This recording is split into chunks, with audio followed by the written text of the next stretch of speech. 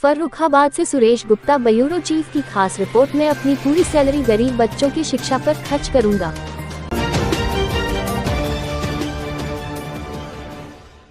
Doctor Naval Kishore, Bhajpa सरकार लोगों को गुमराह कर रही है और झूठ पर झूठ बोल रही है। मोदी जी ने 2014 में कहा था कि 2 करोड़ लोगों को नौकरी देंगे और विदेशों में जमा काला धन को लाकर हर एक के खाते में 15 लाख रुपए भेजे जाएंगे, जबकि यह घोषणा सपना बनकर रह गई। जनपद में 23 साल से सूत मिल बंद पड़ा हुआ है तथा आलू पर आधारित अभी तक कोई प्लांट नहीं लगाया गया है जिससे चिप्स एवं दवाएं आलू से बनाई जाती। मुझे लोकसभा के निवासियों का आशीर्वाद मिला तो मैं अपनी पूरी सैलरी से गरीब बच्चों को शिक्षित बनाने का कार्य करेंगे। यह बात शहर के नगलक हेरवन स्थित एक गेस्ट हाउस में केंद्रीय सपा चुनाव कार्यालय में आयोजित प्रेस वार्ता के दौरान लोकसभा प्रत्याशी डॉक्टर नवल किशोर शाक्य ने जानकारी दी। उन्होंने संवाददाताओं से बातचीत करते हुए बताया कि फर्रुखाबाद लोकसभा से इंडिया गठबंधन देश में परिवर्तन लाने का काम करेगी। मैं सपा से सांसद चुने जाने के उपरांत हमारी पहली प्राथमिकता में गरीब बच्चों की पढ़ाई लिखाई पर अपना पूरा वेतन खर्च कर उन्हें शिक्षित करूंगा। उन्होंने विश्वास व्यक्त करते हुए कहा कि सांसद चुने जाने के बाद जनहित में काम कराऊंगा।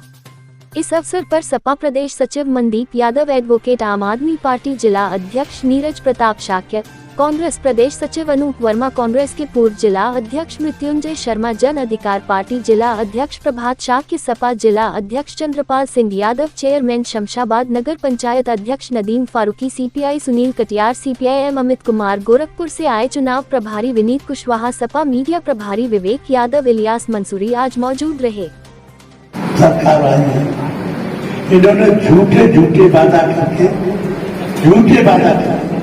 लुभाने का काम किया सरकार। इन्होंने पहले वादा किया कि मैं 2 करोड़ नौकरियां दूंगा, इन्होंने नौकरी तो नहीं दी। समाजवादी पार्टी में जो शिक्षा मित्रों को अध्यापक बनाया था वो नौकरी और नहीं दी। मिलिट्री में कोई नौकरी नहीं दी, अग्निवीर बना दिए 4 साल के लिए, वो भी नहीं। पेंशन इन्होंने खत्म कर दी। इन्होंने वजीफा जो बच्चों को मिलता था वो खत्म कर दिया। इन्होंने खत्म कर दी समाज पेंशन, इन्होंने खत्म कर दी वृद्धावस्था पेंशन, इन्होंने खत्म कर दी विधवा पेंशन।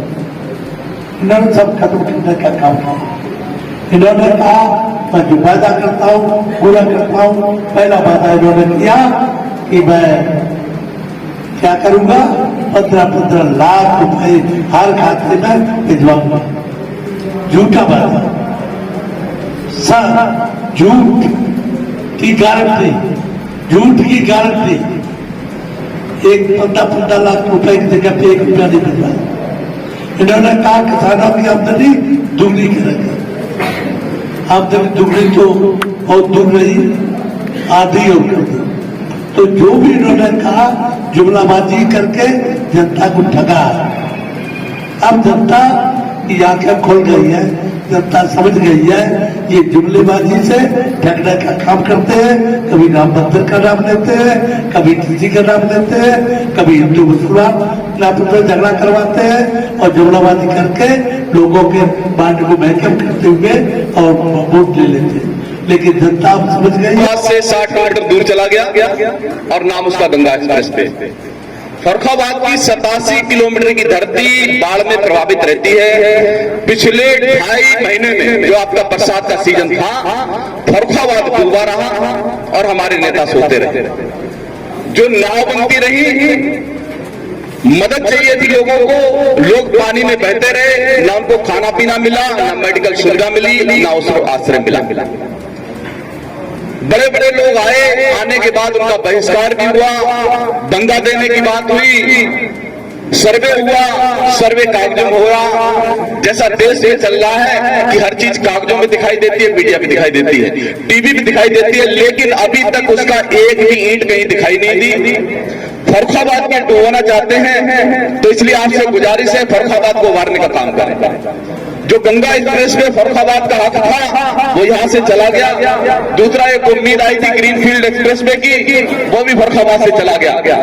और हमारे एक भी नेता ने एक भी सवाल नहीं किया। आज यहाँ पे लगभग 100 से ज्यादा पत्रकार महोदय मौजूद हैं, आप लोग सवाल करते हैं, लेकिन जिन प्रतिनिधियों को हम लोगों ने चुना कि जाकर के वो विधानसभा में सवाल करें, लोकसभा में जाकर के सवाल सवाल करें, क्या उन्होंने फर्रुखाबाद की जिम्मेदारी निभाई?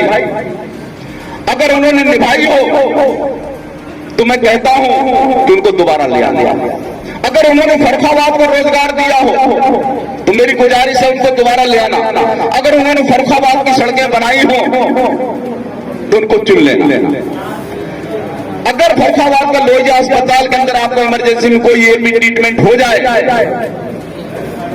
फर्रुखाबाद का एक भी स्कूल मॉडल स्कूल हो जो कहते हैं अंग्रेजी वाला स्कूल है, आज स्कूलों को तबेले में तब्दील कर दिया। लेकिन हाँ, मैंने देखा है कि बड़ी बड़ी रैलियां हो रही हैं, लाखों करोड़ों रुपए के साज सज्जा लगते हैं, लोग उड़न खटोले से आकर के आते हैं। अभी एक और पूंजीपतियों की सरकार है, ये हम और आप ध्यान से समझ लें।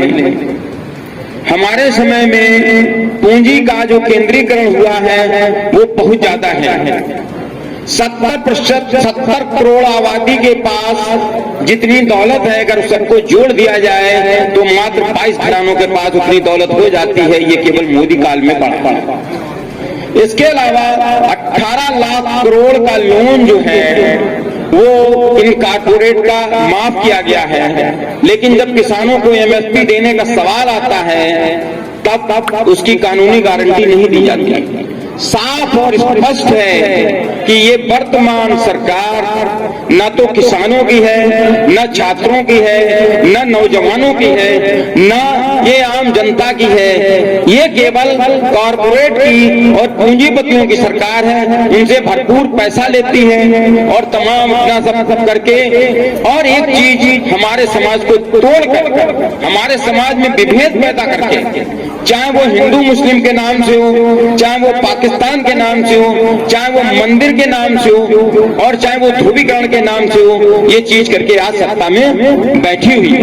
दल भारतीय जनता खिलाफ पार्टी के अपने डॉक्टर साहब नवल किशोर साहब को प्रत्याशी बनाया है और उनके साथ एकजुटता से खड़े हैं और चुनाव तक खड़े रहे। मैं पूर्ण रूप से भारतीय कम्युनिस्ट पार्टी सीपीआई इंडिया गठबंधन के प्रत्याशी डॉक्टर नवल किशोर साहब जी का समर्थन